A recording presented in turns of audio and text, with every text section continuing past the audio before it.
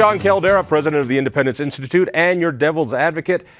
It's not easy being a conservative in this techno-savvy world. I believe the left really has a corner on social media, on databases, on all these things, and it's one of the reasons Colorado is turning so blue. A good friend of mine is trying to counteract that. Matt Needler, thank you for being here. Appreciate it. Thanks for having me. Now, Yeah. you're a recovering politician, Yes. first of all. Yep. All right, and you're a recovering lobbyist as Yes. well. Yeah. So you've got some credentials in this. When I say that my team, conservatives, libertarians, we've got a real challenge in this state. Yeah. We're far behind on all sorts of things, including communications and technology. Mm-hmm. Don't even need to. Don't even need to go into that. You've got me there. No, it's true. I mean, I was a Republican legislator back a long time ago, about 15 years ago, and that was right when, I remember someone saying I should start an email newsletter, Right. to talk to my constituents, and so it was the first time that we really ever spoke with. Spoke to our constituents electronically, and they spoke to us. I was starting to get in, constituent mail online. This was in 2005. So we had email for a while, but it was becoming people's preferred way of communicating, and just about that time. So it has changed a lot since then, and that's just correspondence. That's not even the kind of targeting and social media and all that we have today. What we hope to do right here is to debut caucusroom.com, a platform for conservatives and libertarians to finally connect, meet up, have conversations, know what's going on in their neighborhood. And I'm really excited about this. I've told you for as you've been working on this for years, just what need there is for this. But let's start at the beginning. You call it Caucus Room. Yeah. So what is a caucus? Because Right. few people anymore go to their party caucuses. In fact, now that being unaffiliated is all the rage, fewer and fewer go to a caucus. But there was a time when your caucus was not just how you chose your legislator, it was also how you got information. It's how you connected with people in your neighborhood. Well, that's exactly it. I think the caucus has two important roles. One is for all of us both for Democrats and for Republicans, to meet other people in their neighborhood and talk about, the issues, talk about what they're concerned about in their community, talk about who's running for office. And then there is, but they are run by the parties. They're not run by government. The county clerks run our elections essentially, but the caucuses are run by political parties, and they're also, so that second purpose is to essentially develop a structured outreach program that goes all the way into the neighborhood. So from the state party chairman all the way to the precinct captains. The truth is actually a caucus structures it the other way around, where the precinct captains run their precinct meeting, and then they report up, They process. elect people. They elect people to go up to the right. assembly, and then eventually, and they also write parts of their party platform, et cetera, and it goes all the way up to the state party. So that's the structural part. Let me say this back to make sure I've got it, because we think about the caucuses as a way to get candidates onto the primary ballot, which is true, and that function's still there. We forget about the part where it used to be that you got to know your neighbors. You got to find out who thinks like you think in your neighborhood. And then you developed this rather organic way of communication. So you had a precinct chair in every precinct. They got together, they elected somebody else, and before you know it, you elect people to the state party and then your chairman. And then when it became time for an election, your precinct chair would know the people in the neighborhood, go knock on doors, maybe drop off the flyers, make sure those people in the neighborhood actually showed up to vote. That canvassing, which now is done completely contracted out to other people, the party used to do it by this structure called the caucus. Yeah. So it's not just electing people, it really was the network before electronics of communication. Yeah, when I ran for office, I was 29 years old. I had my family were all Democrats, and so my Christmas card list was supportive, but there weren't a whole lot of them that would write a check to a Republican. And so when I went to my caucus to run for office, I those precinct captains and the people that attended the caucuses throughout Lakewood and South Jeffco were not only became lifelong friends, but that process led me to find them and for them to be most of my donors to my campaign, most of my most of my volunteers, and and again, lifelong friends too. So if I had not had the caucus system, I was targeted that year by the Democrats, and I probably wouldn't have made it. So. Right, but these are the guys who end up, because they know their neighborhood, they're the ones who find a place to stick your sign in their yard. Right. They're the ones who drop your literature off to their neighborhoods. And as long as there's a precinct chair that's actually involved in every precinct, there was really a way to do that. I think that system is completely gone. I believe that while we still have caucuses, that they're not what they were even 15 years ago that help get you elected and connected. I think fewer and fewer people go to them. Those people who do go to them are usually very marginalized politically on one issue or something, and they're not part of those neighborhoods. Am I reading that the right way? Because it's been a while since I've been to my precinct caucus. Yeah. And I think as more and more people are turning into unaffiliateds, it's just not connecting us. I've heard that they're not that well attended. I think in the off year they're maybe 30,000, something like that, for some of the parties. It depends if there's a primary or not. Right. It sort of depends on what's driving people out there. But this year there will be a presidential primary vote on the Tuesday, but then the caucuses will be held on Saturday, so it will be separate from the primary, which is going to be a kind of a big change for them. But I think people just need to know why we go, and as I said, it is both.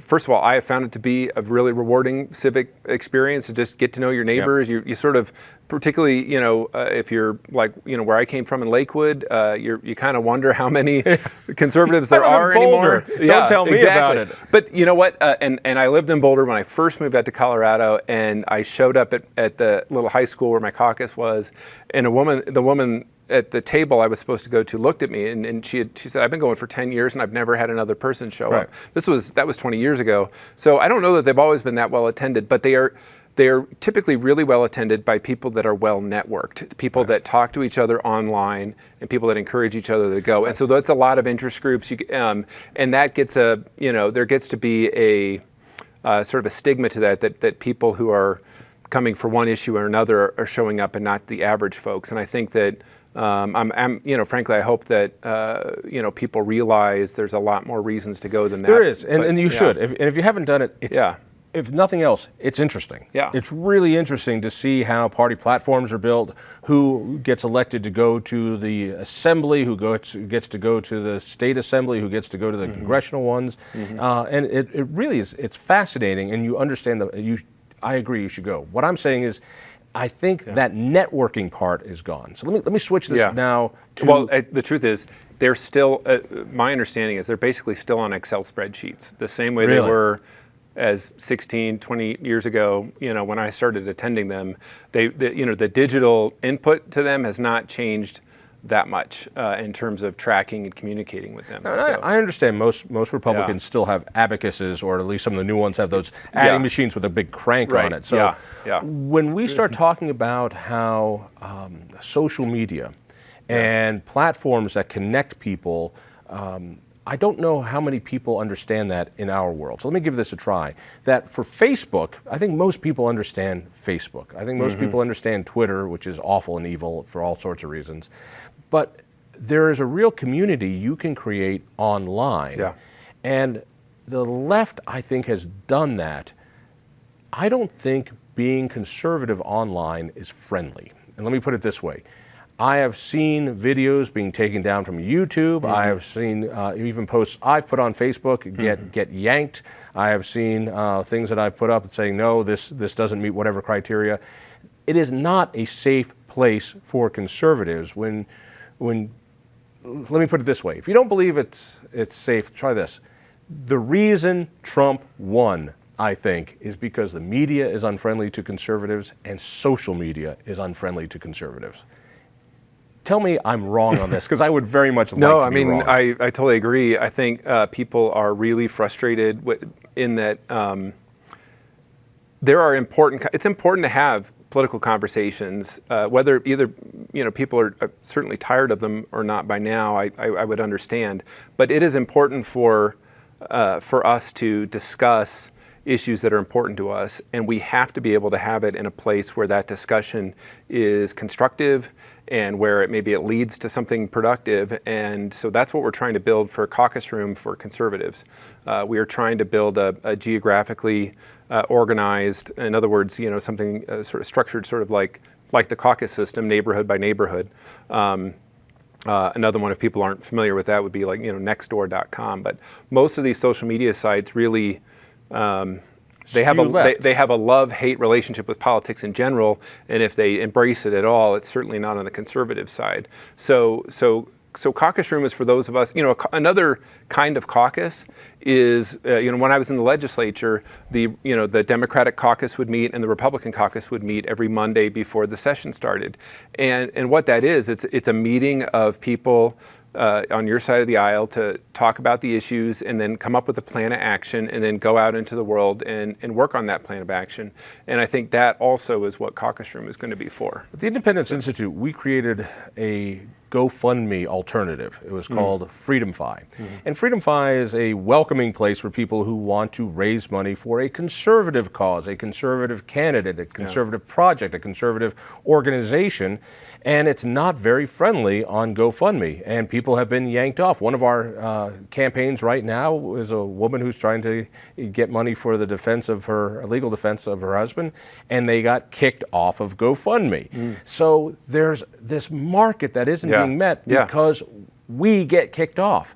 Right. So what I'm looking for is a nextdoor.com or even a facebook.com that I feel comfortable with, that I know within reason I can say what I need to say and connect with people who are like-minded. Well, I hope so. Tell me what we do that. tell me what Caucus Room is. I hope that's what Caucus Room is. What you just described. I mean, I think it is a few other. You can on Caucus Room you can come, you can join and have access to those political discussions in your immediate neighborhood, which are very sort of action-oriented from what I've found. Who's running for school board? Who's running for the local city council races that we would support? These kinds of conversations. Stop there for a second, because I'm having this frustration in Boulder, which is people look to me because they think I know stuff. And I say, who should we vote for city council? And my immediate reaction is, I think they're all communists, but I don't have time to find out.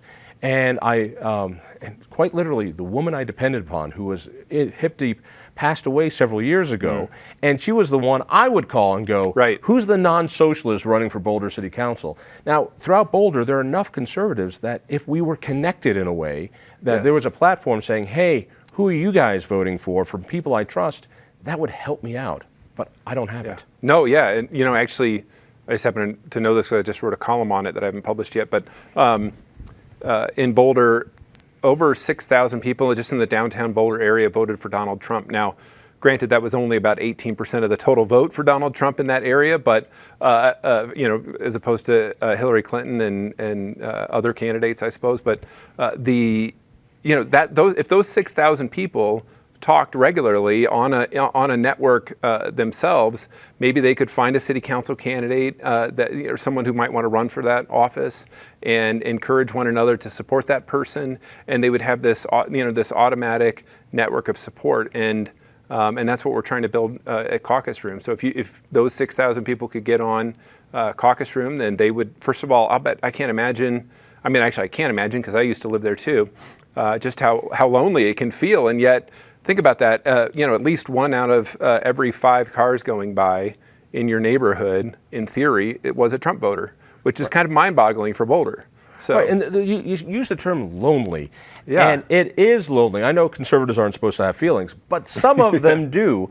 And it is getting lonelier and lonelier to have this alternative view that people should be able to make their own decisions in their life, and we don't connect, and so many conservatives feel alienated, and there's no way to find other people like you in an easy way. So give me the basics of Caucus Room. If I just went on to caucusroom.com, what is it that I see? What is this? Right. And what is it? What's the service that I can get from it? Sure. So as a as a social network, we like to call it really a social action network because it is, it's sort of, the idea is to take what you learn or the people you talk with on Caucus Room and go out into the world and make a difference for the things you believe in. So Caucus Room is a community that, first of all, we use both questions and commercial data to verify that the people who are on the network are conservative, and if someone for some reason doesn't pass one of those tests, they can appeal and talk to our staff, and we haven't had any issues with that to date. But let me drill down on that one for a second. Yeah. So this is a platform that is, you opt into it, but you're not guaranteed that you can get in, just like other platforms. Right. And this one, you want to make sure that there's actually conservatives and libertarians on here, so that everybody can get in, Right. but there's different levels of access based on your conservative activity. So if you've donated to conservative causes, that would be an example of some commercial data that we look at that would help as an identifier. But again, it's not perfect, and it's actually a system we're still learning and working on. But we think that we want, another thing that's important is we actually also do a background check on every person who joins. So you have to give us enough information so that we can verify that you are a human. That's why I can't get on, is it? No. Well, we have to make sure you're human, John. And so, honestly, this is a non-bot service. Yeah. So this is not Russian right. bots creating personalities. Right. These are actual human beings who are members. So you're talking to people. These are real people in your neighborhood that you're having conversations with. Now you can also there are also beginning. I think the Independence Institute was one of the very first groups to form. But just as there are conservative causes and groups in the real world that many people want to join and follow. They are, we've formed those. People can join Caucus Room and start a cause, start a group, start a news feed of their favorite articles to share with their friends. So you can join groups that are outside of your geographic area. You can, take part in, statewide causes and eventually even national causes. But again, the goal is to take those things and then maybe take action locally. So I think really the magic of the feed of your experience there is going to be having those discussions in your neighborhood. Again, sort of like that city council discussion. Hey, is anybody running? Who's the right person? I mean, you and I, we're the person who at the mailbox everybody corners, in the neighborhood. It's like, hey, I know you're in politics. Like who do I vote for? Who do I vote for? What do I do? From now on, I'm just going to tell them, hey, find me on Caucus Room. I got a whole list. I got, there's 3 other groups you should join and follow them on Caucus Room, and then you'll know what you need to know to go out in the world. But I'll point this out too. The business school term for these, I didn't go to business school, but someone told me that the business school term for these. I'm not a doctor, but I play one on television. That's right. I slept at a Holiday Inn Express last night. It's called a multi-sided platform, which is that there's a lot of different there's a lot of different needs that different people have for a site like Caucus Room. There are the think tanks that do great work, and one of the motivations we had was to just find a way to get that good work they're doing out to more people in the neighborhoods. Let me jump on that. When you described this project to me, it was, oh my God, this is crucial for what we do at the Independence Institute. We do this research, we do these reports, we have these answers, and we could try to mail them to everybody, or we can connect with people and they can look at the issues that matter to them. Complete Colorado, which does political reporting, people come to CompleteColorado.com, but also we want them to be able to connect on a platform that's friendly to them. So everything that comes out of Complete is also available free of charge on caucusroom.com and all the rest. So finally, we're starting to meet people. What excites me the most about it is most things, it seems in politics these days, is top down. Some guy in Washington puts together some sort of program, and here's your chapter president in Colorado, and they're going to organize people. It's like, that's not the way people act. People act locally, and then it bubbles up.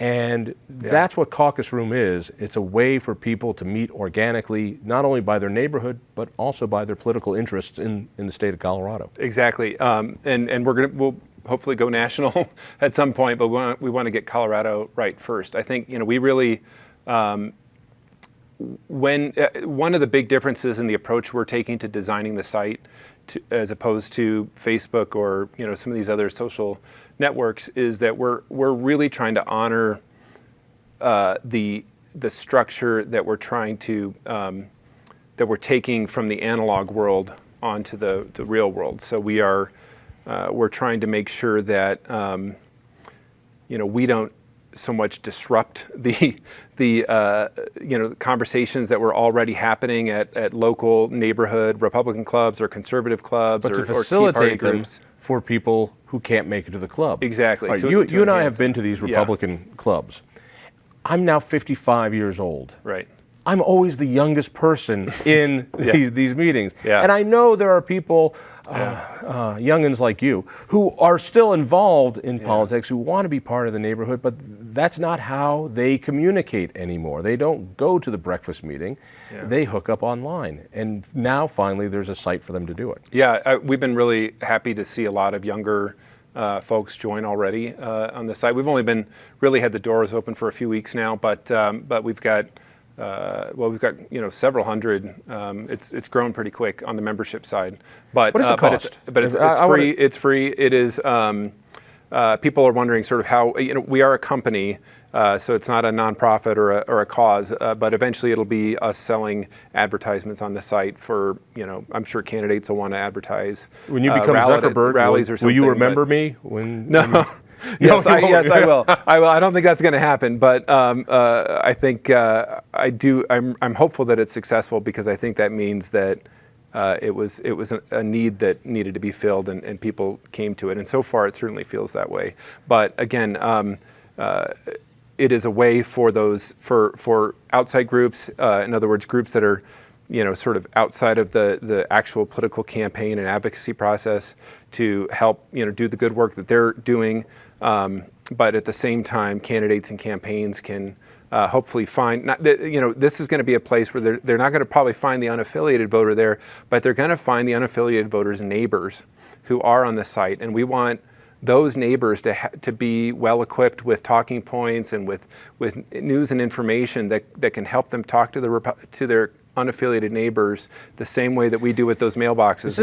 Is this just for political hacks? No. Or is this for people who have interest in politics, have interest in stories, have interest in just connecting with neighbors? Exactly. If I look at the membership of Caucus Room, is it just going to be guys like us who work in politics? I don't actually know what the numbers are right now, but I'm pretty sure there's more women on the site than men. I think that will I be able to get a date from Caucus Room? I don't know about dating you. app? I don't know about you, John, but that could happen for somebody. I'm not, me. Yeah. No, we are. That's not the point of the site. We are. One of the best examples I have is my wife is she cares so much about a lot of the issues that particularly school reform issues, things like that, and yet she has a hard time on social media. Most of her friends either are not politically engaged, or maybe they're actually on the left side of the aisle, and so the information that they're sharing isn't particularly helpful to her, what she's trying to learn about an issue like school reform. So we hear about people like her that are looking for more information about these issues, and they really don't know where to go. As much as we all know, it's intuitive to us, which websites to go to and all that. They don't know, and so Caucus Room has we're still kind of building some of these features, but Caucus Room will have ways for those people to find the resources on the issues they care about, and then get tied into the groups that are sort of leading the way on those issues. Let me try it this way, and this is how I look at it. Kind of historically, those of us who are libertarian-oriented or conservative-oriented believe in the sovereignty of the human soul. It's been lonely and it's been hard to connect. In the 60s and 70s, out popped these magazines that all of a sudden, wait a second, I'm not alone. Some people would pick up National Review or some people Reason Magazine and go, wait a second, there are other people out there like me, and there'd be some conventions or things, and we'd start to connect. And then talk radio exploded in the late 70s and 80s, and all of a sudden, it turned more into a two-way conversation because you could actually call them up and people could dial into Mike Rosen, and there was a way to connect. Now that newspapers are collapsing, now that talk radio is collapsing, and now that magazines are online, that connection used to be going to your caucus. I see Caucus Room as the next evolution of getting people together on our side to connect, to be informed, but more importantly, to realize that they're not alone and to meet one another and realize, wait a second, we have something in common. Thank you. If nothing else. I should be interviewing you. That was fantastic. That's exactly how I feel about it. That is exactly what we want it to be for those people. Like I said, that sort of the people that they really care, but if they were to ask the question on another social media platform where they have friends on the other side, they may be worried they're going to lose a friendship. Right. They could be worried that they'll just get heckled. And that's the world we're living in. And they need a place to ask that question. Somebody at work will find out, oh my God, you're conservative, and make your life hell. All right, we've got only a few, half a minute left. People want to get involved in this. They want to go. What do they need? Where do they go? Caucusroom.com, and just give us your, just fill out the membership form, and you'll get a verification email. And when you go and do it, you can join some of the groups online, including the Independence Institute and Complete Colorado. It's worth doing. Matt, best of luck on this venture. Thank you very much. It's exciting. Listen for me on KHOW Radio. Read me in the Denver Post. Check out the Independence Institute at independenceinstitute.org. We'll see you next week.